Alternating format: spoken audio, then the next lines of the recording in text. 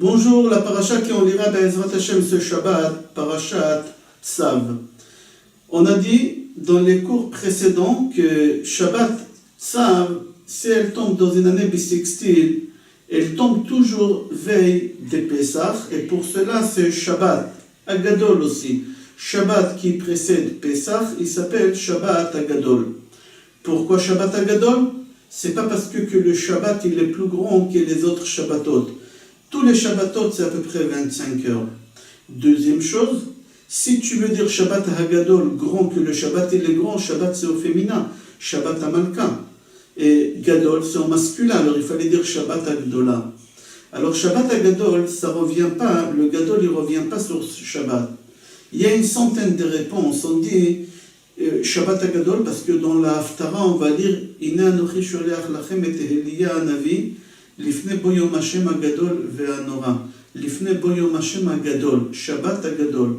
Comme Shabbat Shuva, l'Haftara elle commence Shuva Israël. Shabbat Nachamu, Nachamu, Nachamu Ami. L'Haftara elle commence par Nachamu. Tous les Shabbatot, ça commence par l'Haftara. Ici aussi c'est par l'Haftara. Dans notre Haftara, le Shabbat agadol c'est marqué Aviu et kol ha'maaser el bet ha'otzar, etc.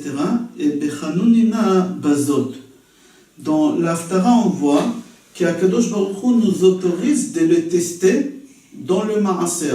Au moment qu'ils ont dans le Maaser, c'est marqué qu'Akadosh Baruch Hu, ils nous rend le double.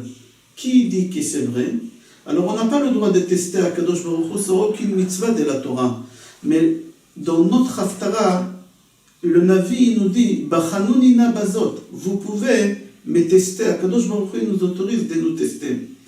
Rav Steinman Shlita dit au moment que les gens se trouvent dans des situations financières difficiles, alors ils font tout de ne pas dépenser de l'argent dans des endroits que c'est pas urgent.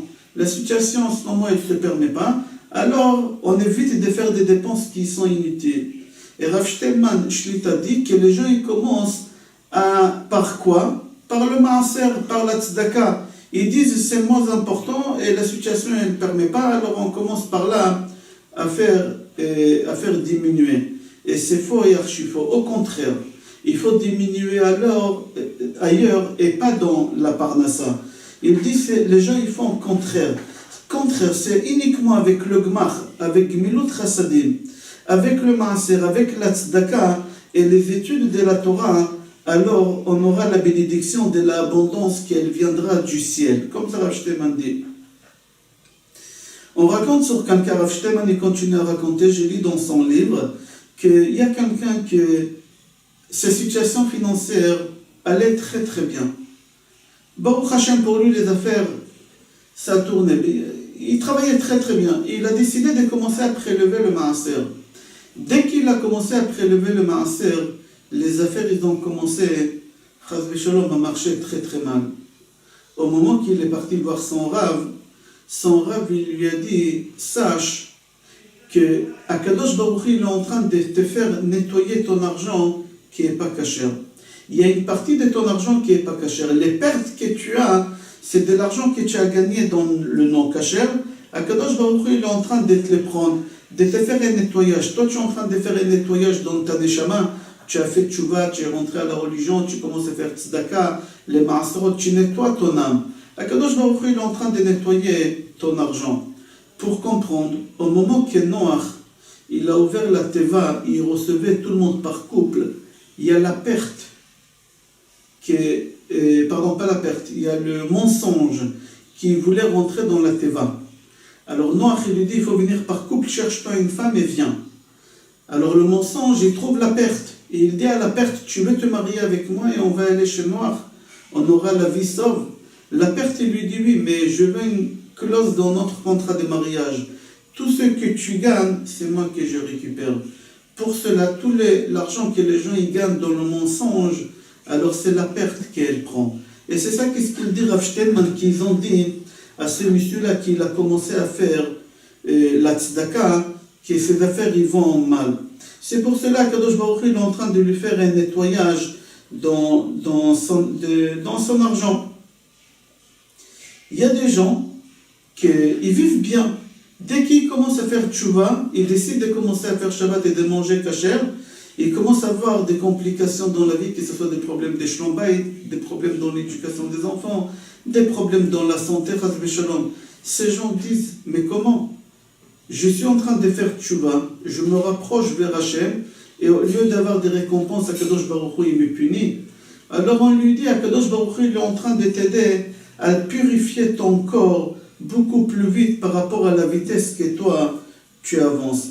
Parce que ton but, et le but de la souffrance, c'est le même but. Ton but à toi, c'est d'arriver à nettoyer ta neshama.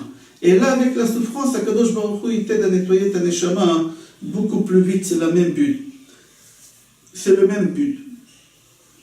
Yaakov, il a dit à Akadosh Baruch Hu, au moment qu'il s'est sauvé d'Esav, il a dit à Akadosh Baruch Hu, Kol asher titen li, toutes les choses que tu me donneras, je te promets que je prélèverai le maaser. C'est connu que Yaakov il est arrivé chez Lavan pauvre. Pourquoi? Parce qu'un de ses élèves, il a couru derrière lui et il lui a dit de lui donner son argent. C'était Eliphaz, le fils d'Esav.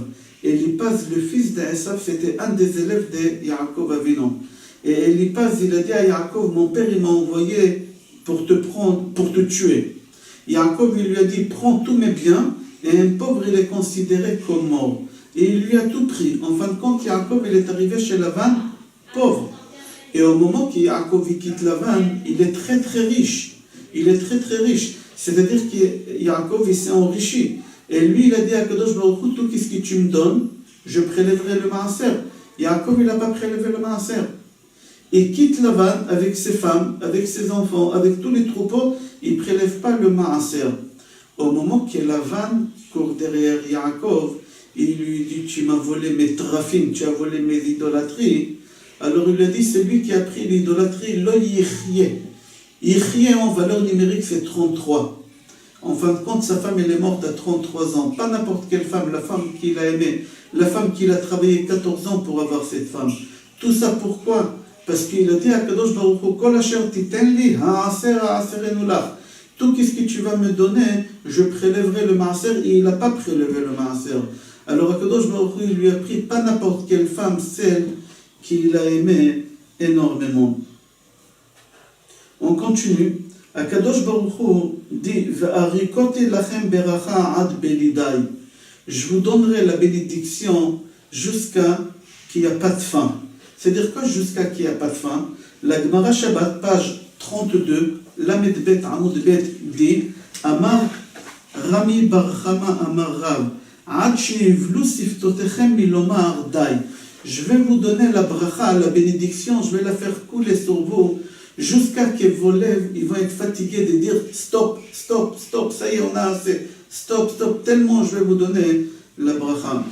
Alors on pose la question, pourquoi dans cette mitzvah des Ma'asrot, Akadosh Baruch Hu, il nous a donné la possibilité et l'autorisation de le tester?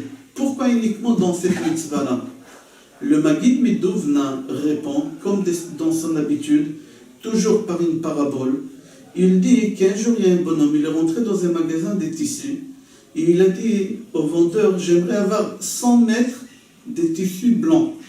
Et le monsieur, il lui donne 5 rouleaux de tissus. Il lui dit, ici dans chaque rouleau, il y a, si tu comptes, il y a assez, il y a 2 mètres, il y a assez pour 10 mètres.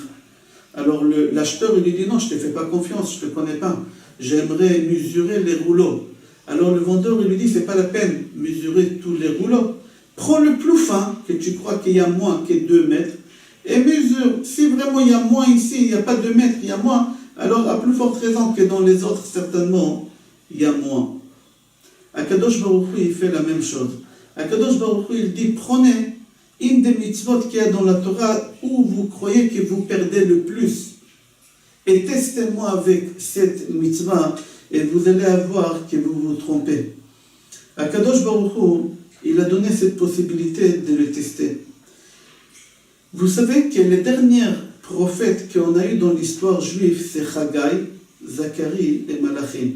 C'est les derniers prophètes. Comme ça c'est marqué dans Gemara Yoma, page Tet Amoud Bet, je pense page Tet Amoud Bet. Là-bas, la Gemara dit que c'était les derniers prophètes. Et notre Haftara, c'est la Haftara de Malachi. Malachi, c'était le dernier des derniers de tous les prophètes. Et la dernière prophétie que Malachi nous dit, avant qu'il n'y aura plus de prophètes jusqu'à la fin des temps, jusqu'à que le Mashiach viendra, Be'ezrat Hashem, Bekarov Mamash, voici la prophétie de Malachi. Zichru, souvenez-vous, Torat Moshe Avdi, Asher Tziviti Oto Bechorev. Souvenez-vous de la Torah de Moshe, mon serviteur, que je lui donnais dans le mont Chorev. Le prophète dit, jusqu'à maintenant, vous avez entendu la prophétie de Hachem à travers les prophètes. À partir de maintenant, il n'y a plus de prophètes. Je suis les derniers jusqu'à la fin des temps. Alors, comment vous allez faire? Vous allez écouter et suivre la Torah que j'ai donnée à Moshe, mon serviteur, au mont Chorev. C'est-à-dire la dernière chose que le prophète nous dit, qu'on doit suivre ce qui est marqué dans la Torah. Et c'est pour cela, c'est marqué dans notre Haftara aussi, qu'on peut tester à Kadosh Baruch Hu. C'est pas le Navi qui dit ça, c'est pas le Navi qui dit ça, c'est la Torah, elle dit, et c'est exactement le dernier ordre que le dernier prophète, il reste dans le monde, il nous dit ça. C'est pour cela, il dit, le prophète, Lifne boyom Hashem agadol ve'anora. Alors, Akadosh Baruch Hu, il va nous envoyer Eliaou le prophète. Je dis bien Eliaou le prophète. Comme c'est marqué à la fin de la Haftara, Ve'eshiv lev avot al banim ve'lev banim al avotam. C'est-à-dire quoi? Le prophète ici dit, à la fin des temps, vous voulez savoir quand est-ce que le Mashiach viendra, Be'ezrat Hashem, vous allez voir au moment que les enfants, c'est eux qui ramènent les parents à la religion. Avant, c'était les parents qui ramenaient les enfants à la religion. Aujourd'hui, c'est à l'envers, c'est les enfants qui ramènent les parents à la religion. Dans notre génération, on voit ça énormément. Il y a beaucoup d'histoires. Une dernière histoire qu'on a eue ici dans notre communauté, des couples jeunes qui ont commencé à venir à la synagogue Shabbat, qui ne venaient jamais à la synagogue. Et au moment qu'on leur a posé la question pourquoi, ils ont dit que leur fille, Ogan, elle a entendu qu'il faut allumer 2 bougies avant Shabbat. Et elle est partie chez l'épicier en bas de la rue, et elle lui a demandé 2 bougies, naïvement. Et le vendeur, il lui donne 2 bougies de 24 heures, que normalement on allume pour les morts. Et elle ramène ça à la maison, avant Shabbat, elle allume. Et les parents lui demandent, qu'est-ce que tu fais? Et elle leur dit naïvement, 1 pour papa et 1 pour maman. Les parents, ils ont entendu ça, ils étaient traumatisés, ils étaient choqués. Comment? Des bougies de 24 heures, 1 pour papa, 1 pour maman, ça leur a fait travailler, ça leur a rappelé que tous les jours on avance quelque part. Alors tout de suite, ils ont décidé de faire tchouva, un travail de conscience ils ont fait. C'est exactement ce que le prophète Malachi nous dit, Ve'eshiv lev avot al banim ve'lev banim al avotam. Je vous souhaite Shabbat Shalom, Bracha ve'atzlacha, et qu'on aura le mérite Be'ezrat Hashem de voir la venue de Mashiach, Bekarov, Mamash, Amen. Kol Tov.